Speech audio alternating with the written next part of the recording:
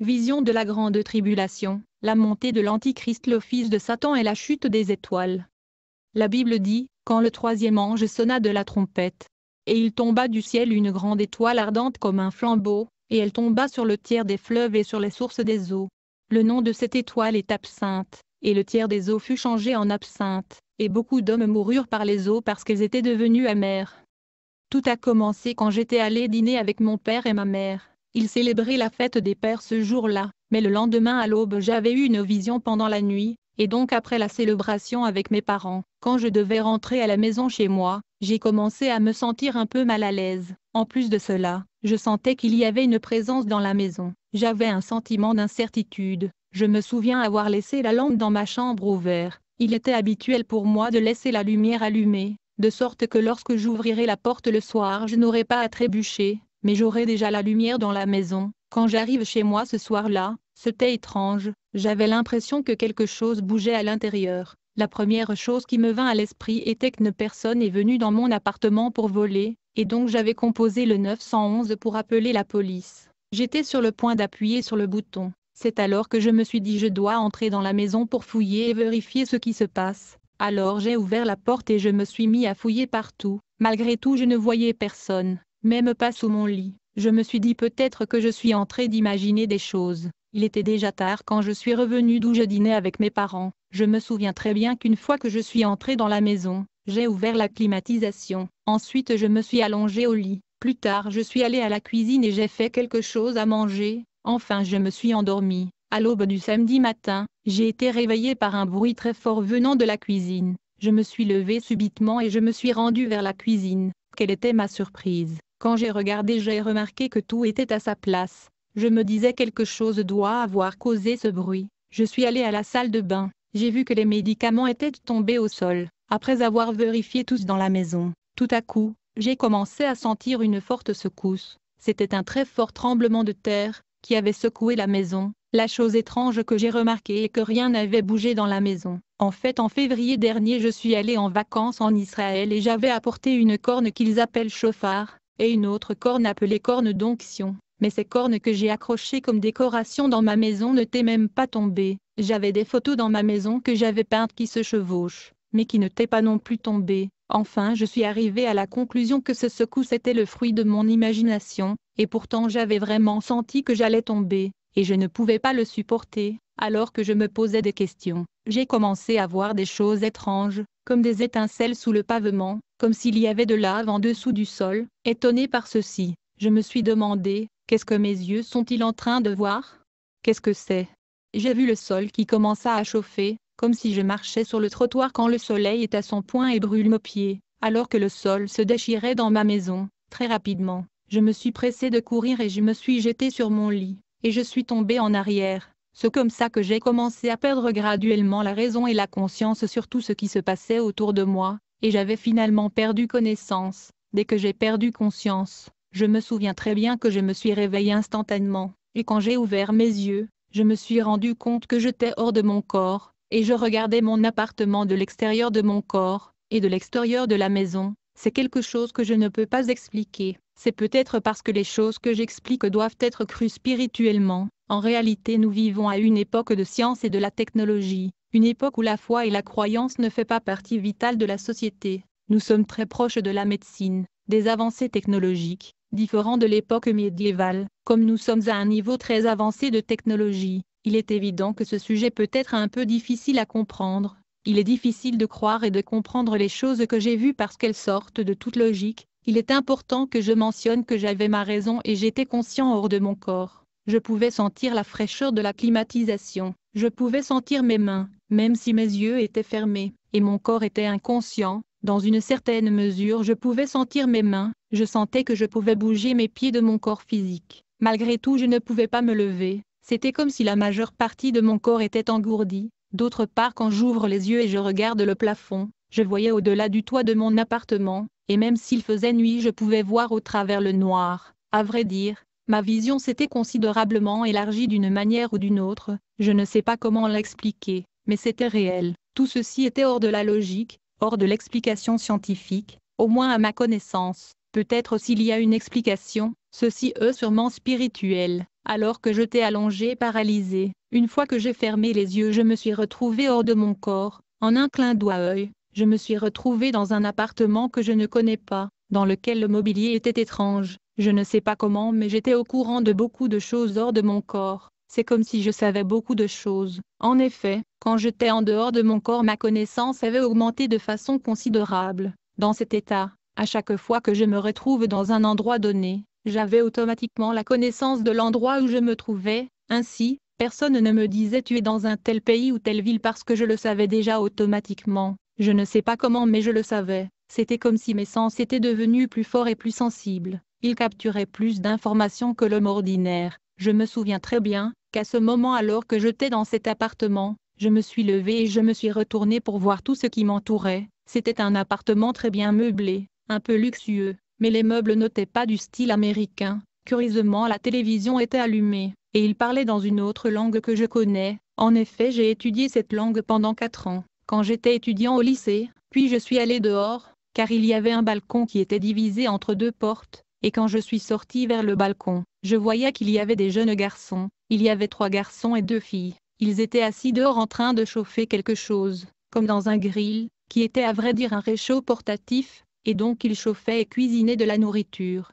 et ils buvaient de la bière. En outre, j'ai remarqué que cette ville était très semblable à Paris, bien que ce n'était pas Paris, car je l'ai déjà visité dans le passé, mais j'avais remarqué c'était une autre ville en France. Quelque chose qui a également attiré mon attention était l'habillement. Ils étaient habillés comme d'une manière bizarre. C'était comme si je m'étais vraiment réveillée dans le futur, mais pas dans un futur lointain, mais la façon de s'habiller, les blouses des filles et les robes des filles étaient différents de la mode d'aujourd'hui. Plus tard, quand il était nuit, soudain dans le calme de la nuit, alors qu'il était 2 heures du matin, je vois qu'au 2e étage de ce bâtiment arrive sur le balcon un garçon. Il sortait en hurlant et en pointant du doigt vers quelque chose à distance. Il réveilla tout le monde. Dans ce panique, tout le monde qui était réveillé se retourna pour regarder où le jeune garçon regardait et pointait. Alors que ceci avait lieu, j'ai réalisé que ma présence n'était pas perceptible dans cet endroit. En d'autres termes, les gens ne pouvaient pas réaliser que j'étais parmi eux. En fait, j'ai tenté de le parler mais il ne pouvait ni me voir ni m'écouter. Alors tout le monde observait où le jeune garçon pointait. À ce moment, je pouvais voir une lumière à l'horizon lointaine, qui éclairait la terre, comme lorsque l'aube se lève le matin, comme au petit matin quand l'obscurité se dissipe et donne place à la lumière du jour. Mais ce qui était curieux est que la lumière qui se levait à l'horizon paraissait rougeâtre, puis il devint jaune. Enfin cette lumière devint comme le soleil et s'alluma complètement. Il éclaira toute la terre, alors qu'il n'était que 2 heures du matin. Eh bien c'était quelque chose d'instantané. Alors que cette lumière brillait au loin, à la grande surprise de tous, cet astre lumineux qui brillait comme le soleil commença à se déplacer en direction de la Terre. C'était donc une grande boule de feu qui fonçait en direction de la Terre, mais qui était un peu plus grand que la Lune. Cette étoile venait avec violence à pleine vitesse. Il passa exactement au-dessus de nous. Le ciel et la terre étaient éclairés par cette étoile, comme si le soleil était au milieu de la journée. Tout était éclairé par la lumière de cette corps céleste. Il était 2 heures du matin mais on pouvait voir la ville et tout autour, car la terre était éclairée comme s'il était midi ou demi-journée. Ce que je vais vous dire par la suite est difficile pour moi. Ce sont des choses qui sont dans ma mémoire que le Seigneur m'avait montrées, qui sont très difficiles à dire. Je n'ai pas pu oublier ce que j'ai vu. Cette boule de feu qui avait éclairé la terre la nuit brûlait tout sur son passage. Les bâtiments s'écroulaient et brûlaient. Certains sont tombés, d'autres non. Quand cette étoile arriva là où nous étions, je me retournai pour voir les jeunes qui étaient dans ce quartier. J'ai vu les jeunes brûler. Leur peau et leurs cheveux tombaient en morceaux sur le sol. J'ai entendu les cris de terreur. Je n'avais jamais vu quelqu'un crier de douleur comme ça. C'était horrible. Je crois que Dieu m'a permis de voir ceci et de témoigner, car ces choses sont réelles. J'avais l'habitude de regarder à la télévision le reportage des soldats qui reviennent de la guerre, et qui disent avoir vu des choses horribles. Beaucoup d'entre eux sont traumatisés et ne peuvent pas dormir parce qu'ils se souviennent des images de ce qu'ils ont vu. Ceci est semblable à ce que j'ai vécu, même si c'était dans une vision, c'était si réel. J'ai senti la chaleur mais je ne pouvais pas brûler car j'étais esprit, mais je l'ai senti. J'ai senti une chaleur que je n'avais pas ressentie auparavant. Moi je vis dans la ville de Laredo, au Texas, où il fait souvent 41 allant jusqu'à 43 degrés. Donc je sais ce qu'est la chaleur. Eh bien cette chaleur n'a rien à voir avec la chaleur que j'ai ressentie. Je me souviens dans le passé j'étais en Israël en vacances dans le désert, quand on nous a emmenés dans les montagnes de Masada, où l'air ne souffle pas parce qu'il est au point le plus bas de la terre. là où se trouve la mer Morte, et c'était super chaud, c'est beaucoup plus chaud qu'ici au Texas. Et bien même cette chaleur ne peut pas se comparer à la chaleur dont je parle, cette chaleur était différente, c'était comme si un feu qui vous passait au travers. J'ai voyé comment tout brûlait. La Bible dit, aussitôt après ces jours de détresse, le soleil s'obscurcira, la lune ne donnera plus sa lumière, les étoiles tomberont du ciel, et les puissances des cieux seront ébranlées, alors le signe du Fils de l'homme paraîtra dans le ciel, toutes les tribus de la terre se lamenteront, et elles verront le Fils de l'homme venant sur les nuées du ciel avec puissance et une grande gloire. Frères et sœurs, une fois que cet astre lumineux est passé par-dessus, ce météorite alla frapper à l'autre bout de l'horizon.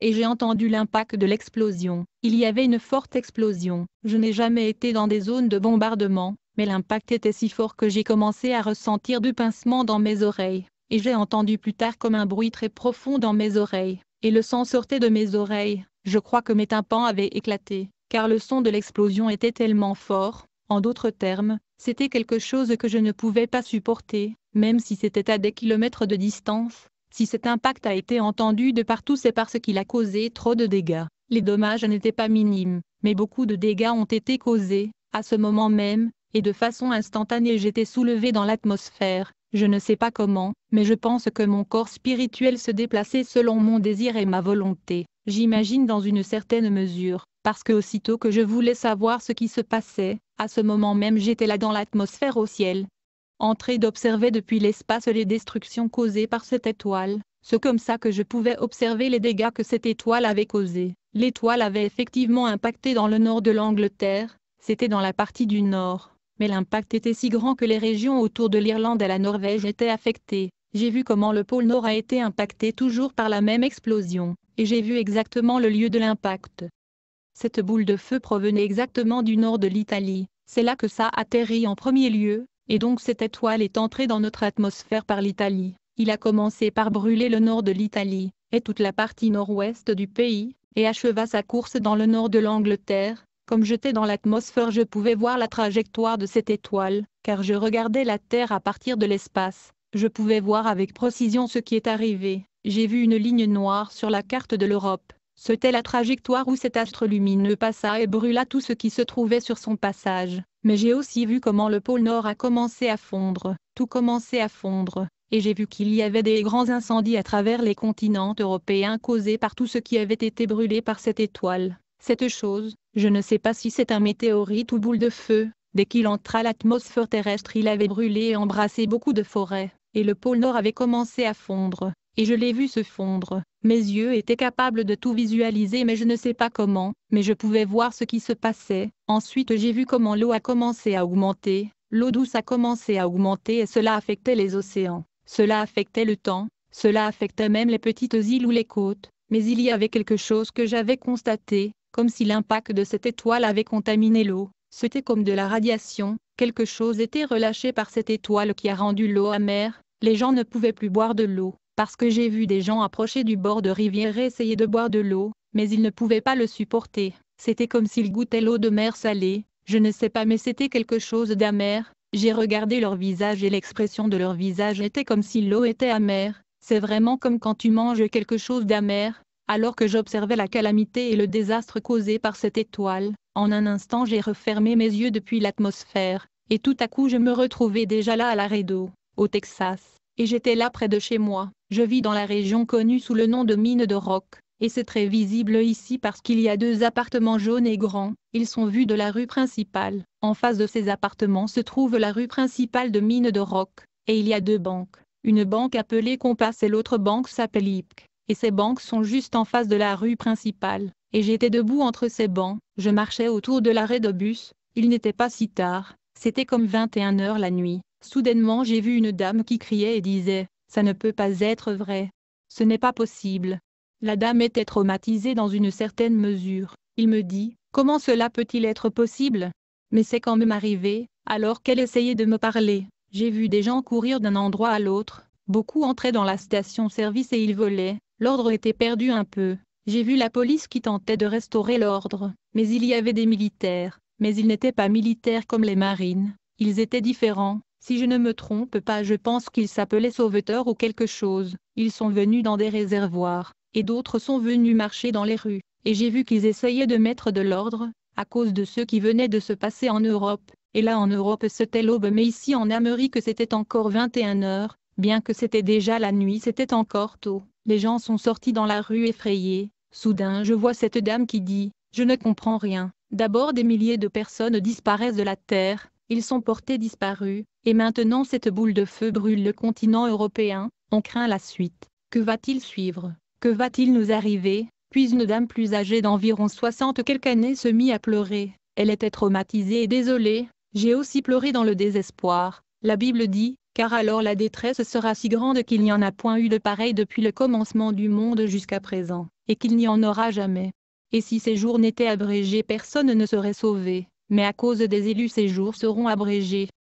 À ce moment-là sur l'avenue principale, où j'étais, quand je me retourne pour regarder la dame, c'était comme le Seigneur avait avancé l'heure. Soudainement j'ai vu beaucoup de gens qui étaient dans une balle, et certains étaient accroupis. Puis je me suis rapproché de voir ce qui se passait, et quand je m'approche pour voir j'ai vu quelque chose de très désagréable, que le Seigneur délivre les hommes de Dieu pour qu'ils n'aient pas à passer par ce que j'ai vu arriver. C'est difficile pour moi parce que parmi les gens que j'ai vus était une de ces personnes que je connais, c'est un pasteur local, et j'ai beaucoup de respect pour lui. Quand j'ai vu le traitement auquel il était soumis j'ai pleuré. J'ai pleuré de tristesse et du désespoir jusqu'à un certain point. Ça m'a fait très mal de voir les conditions dans lesquelles j'ai vu les hommes de Dieu. C'était déplorable et macabre. J'ai vu comment les agents de l'Antichrist ont commencé à étirer leurs oreilles. Ils enlevaient leurs ongles. Les femmes avaient leurs oreilles tirées par ces gens. J'ai vu 2 personnes en particulier ou 3. Il arrachait les cheveux de ces femmes, et les gens qui étaient torturés criaient horriblement. Ils criaient douloureusement. Ces agents de l'Antichrist coupaient les morceaux et parties du corps de ces chrétiens alors qu'ils étaient encore en vie comme pendant l'Inquisition. Ils arrachaient leurs cheveux et coupaient leur nez.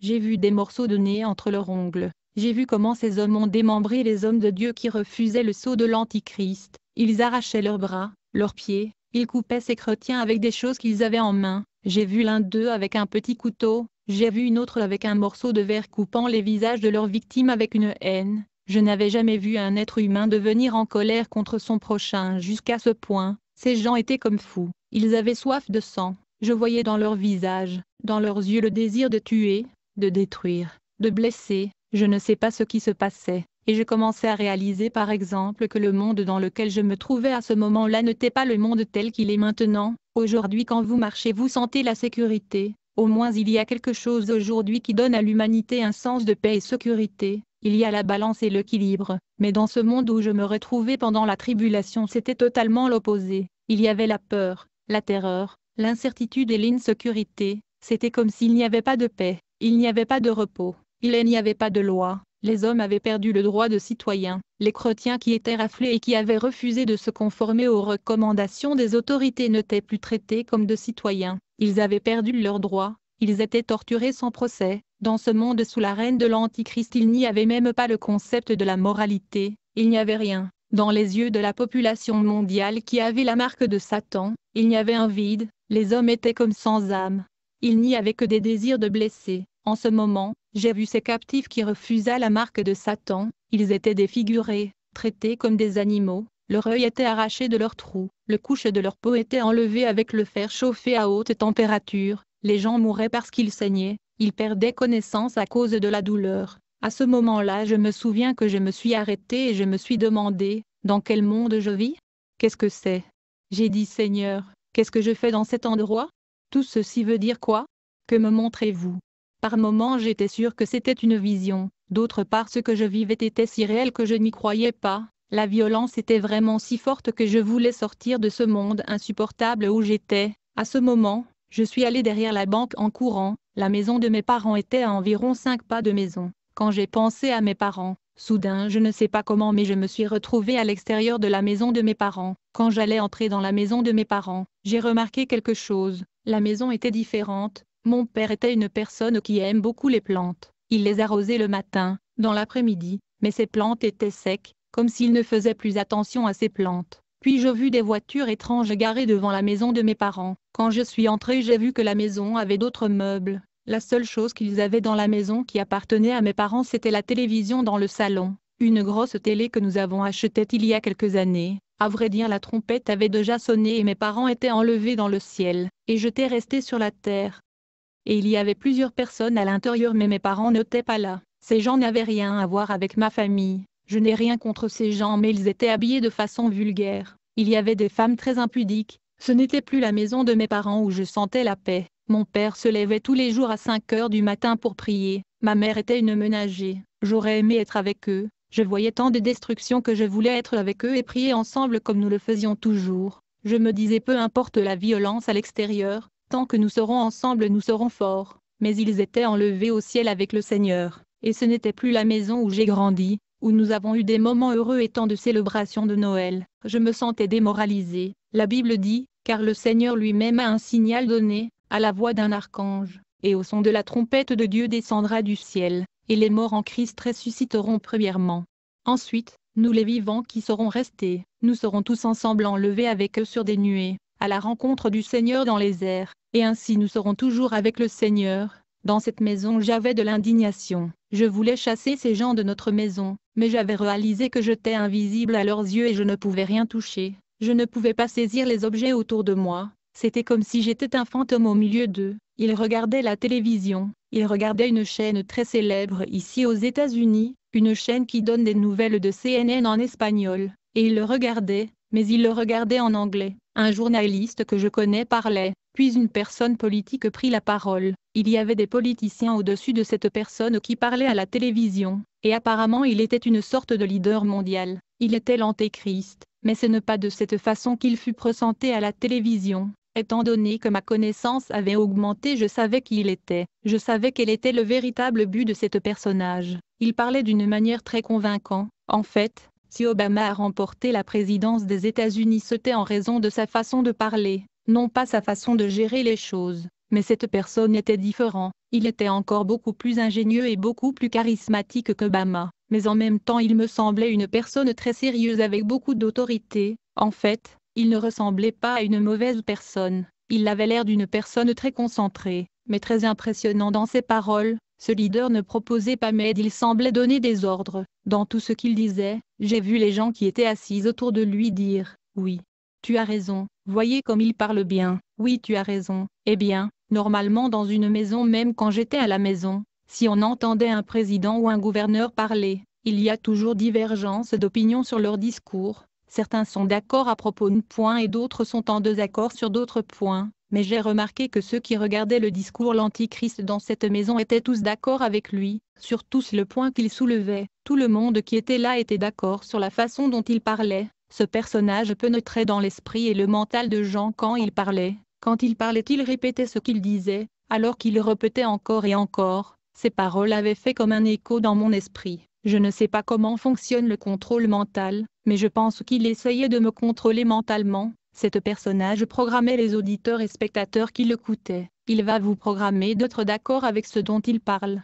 Ce qui est intéressant est que je pouvais voir la date dans le titre du journal qui passait, parce que sur CNN quand vous regardez leur chaîne elle vous indique la date, et elle vous indique également les nouvelles pertinentes. J'ai vu dans l'une des titres de nouvelles de CNN, que pendant la règne de l'Antichrist qu'il y avait une guerre entre les pays qui ont toujours de bonnes relations. Jamais je ne pouvais penser qu'ils pourraient être en guerre entre eux, car ils sont censés être des nations sœurs, mais il y avait la guerre. En dehors de la guerre, j'ai vu la date, et comme je le dis ce n'est pas un avenir très lointain. Quand j'ai vu tout cela, j'ai été très surpris, je désespérais, et je me suis tourné pour voir les gens mais c'est comme si les gens n'avaient pas de conscience. Ils n'avaient aucun pouvoir de choix. Dans la télévision il parlait de gens qui étaient homosexuels. Une question fut posée au fils de Satan à propos de l'homosexualité. Le journaliste lui demanda « Pourquoi ceux qui se disent chrétiens s'opposent-ils à l'homosexualité ?» Cet personnage qui était l'Antichrist dit « Jésus était comme nous, il ne s'est jamais marié, frères et sœurs. »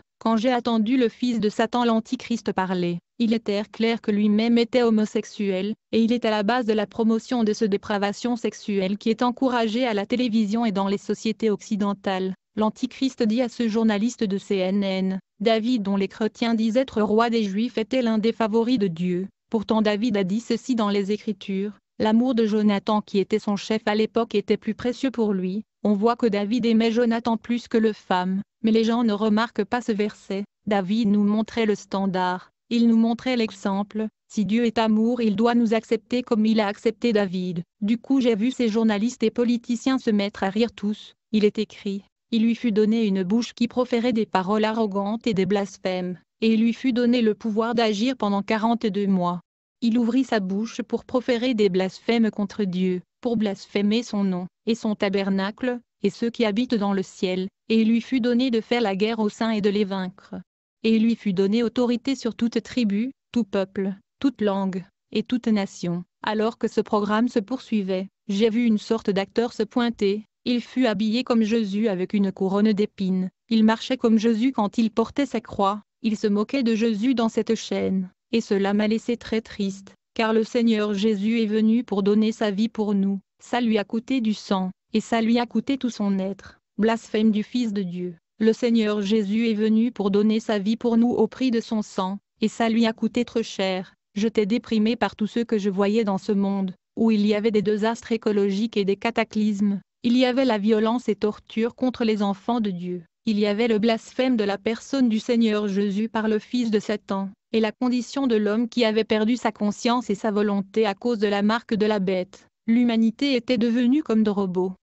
Quand j'ai vu ce que les agents de l'Antichrist faisaient aux pasteurs, comment ils arrachaient les oreilles, le nez, ils criaient sur eux et leur disaient, « Pourquoi n'avez-vous pas enseigné toute la vérité ? Pourquoi vous ne leur avez pas parlé du péché qu'ils le toléraient ?» Quand j'ai regardé tout le sang de ces enfants de Dieu, je ne pouvais pas le supporter. Une fois que je suis sorti de la maison de mes parents, je marchais lentement comme vaincu en pleurant. Je me suis dit, je ne veux pas de ce monde, je ne veux pas être ici. Je disais dans mon esprit, Seigneur, je ne veux pas être ici, emmène-moi d'ici. Alors que j'étais là au sol, j'étais accroupi entre deux vomirs. C'est alors que je me suis rendu compte qu'il y avait un gentilhomme devant moi, qui était habillé avec une sorte de robe blanche. Il portait une autre tunique comme du café sur le dessus, comme s'il s'agissait d'un manteau. À vrai dire, il était déjà un ancien parce qu'il avait une barbe blanche, mais ses yeux ont attiré mon attention, parce que normalement les yeux des personnes âgées sont déjà ridés, et ils perdent la luminosité et ils ont l'air fatigués, mais pourtant ses yeux avaient l'air plus jeunes que le mien. Ses yeux étaient bleus comme de la mer brillaient, très jolis, son regard était plein de paix et de tranquillité, comme si rien de ce qui se passait autour de lui ne pouvait l'affecter. Quand je regardais cet être qui se tenait à côté de moi, en ce moment je ne sais pas, je me suis senti comme quand vous regardez quelqu'un qui a la réponse à toutes vos questions. C'est comme ça que je me sentais.